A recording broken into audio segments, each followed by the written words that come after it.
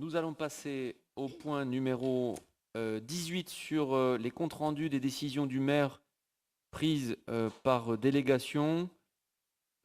J'ai pas beaucoup bossé ce mois-ci. J'ai signé que 4 trucs. Décision, c'était les vacances scolaires.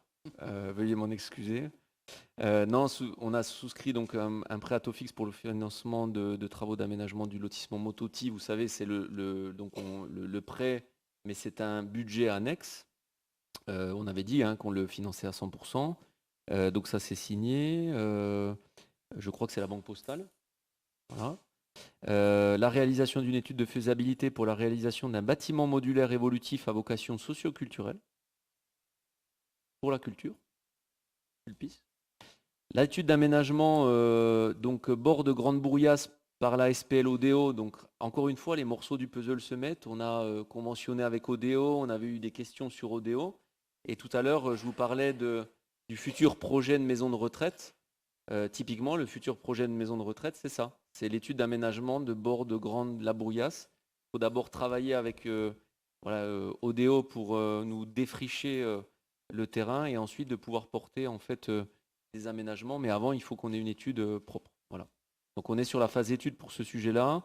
Phase réalisation du lotissement de Mototi, puisque vous avez voté les coûts des parcelles aux actes notariés.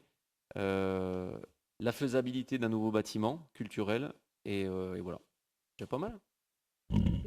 Peut-être juste une question pour d'autres informations.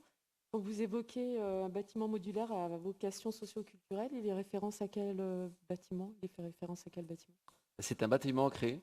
À créer, d'accord. Ouais. Okay. Tout nouveau. Merci.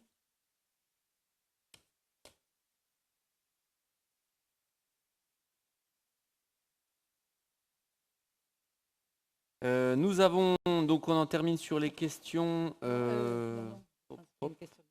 Pardon.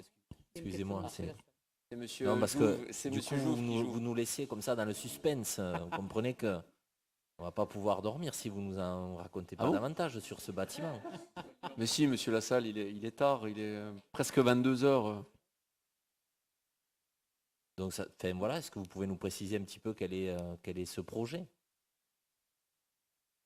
Pour l'instant, c'est pas un projet, c'est une étude de faisabilité. Oui, donc c'est que vous avez bien une vision. D'habitude, vous êtes si prompt à vous raconter un petit peu votre vision.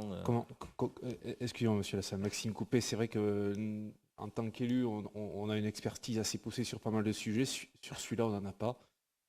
Et donc, on a besoin d'une étude.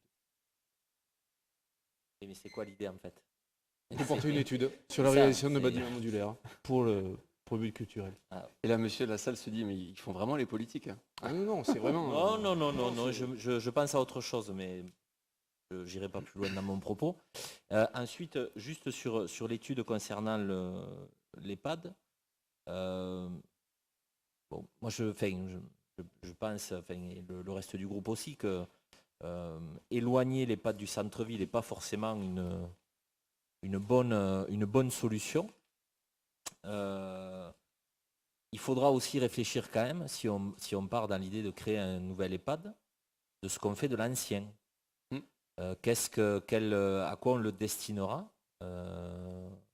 Est-ce que ça restera aussi un établissement, enfin un EHPAD et ça viendra du coup, on aura 2 EHPAD sur la commune, voilà. Mais en tout cas, nous, il y a 2 mises en garde, c'est l'éloignement de l'EHPAD du centre-ville et la destination du coup de ce bâtiment si c'était plus un EHPAD.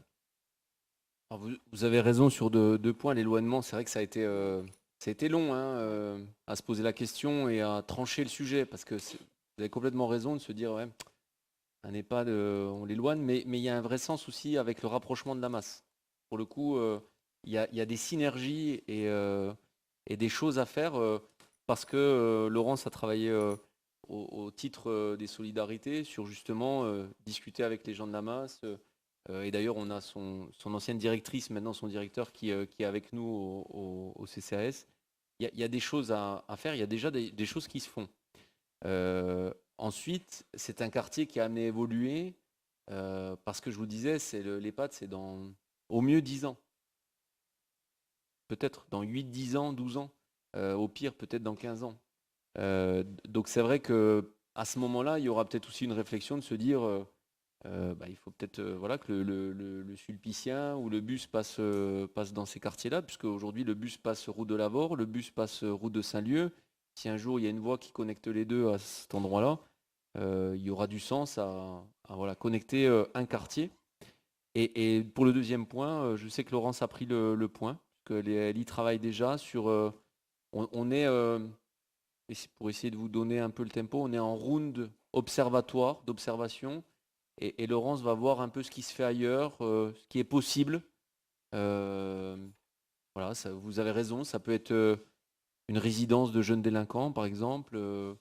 Non, pas délinquants, pardon. Non, ça, c'est la fatigue. Une résidence de jeunes, pas délinquants, de jeunes fragiles, déficients, pardon, déficients, pas délinquants. Ça commençait pareil, mais parce qu'après ça va être repris de partout. Donc c'est déficient, pas délinquant. Si vous pouvez le corriger. Donc voilà, ça peut être repris pour une résidence de jeunes, ça peut être repris pour des gens fragiles. T'as pas des délinquants, s'il te plaît, en face de chez moi. Il y a déjà les caves il y a déjà les caves des HLM, non.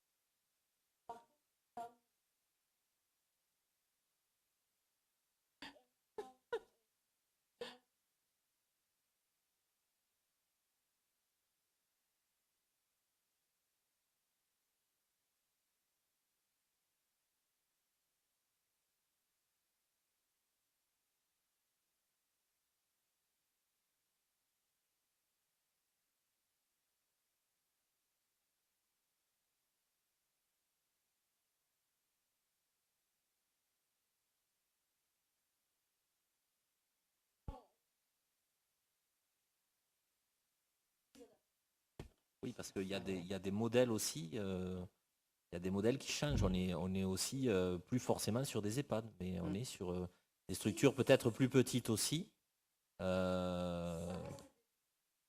Oui, non mais il y a toujours la structure d'EHPAD, mais ce que je veux dire, c'est qu'il y a aujourd'hui des gens, par exemple, qui choisissent de vieillir ensemble, par exemple. Il y a un projet, je crois, sur Kofoule. Il y a aussi des maisons où il y a plusieurs générations qui vivent sous le même toit. Et voilà, il y a des modèles comme ça qui sont un peu complémentaires ou alternatifs de ce qui se fait en EHPAD et qui peuvent être intéressants et qui pourraient être aussi développés sur la commune.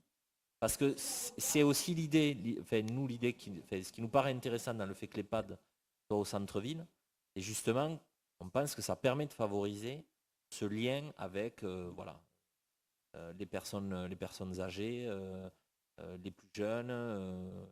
Voilà. Il faut aussi si c'est possible, je ne sais pas, dans les réflexions qui seront menées autour de ça, qu'on garde ça à l'esprit aussi.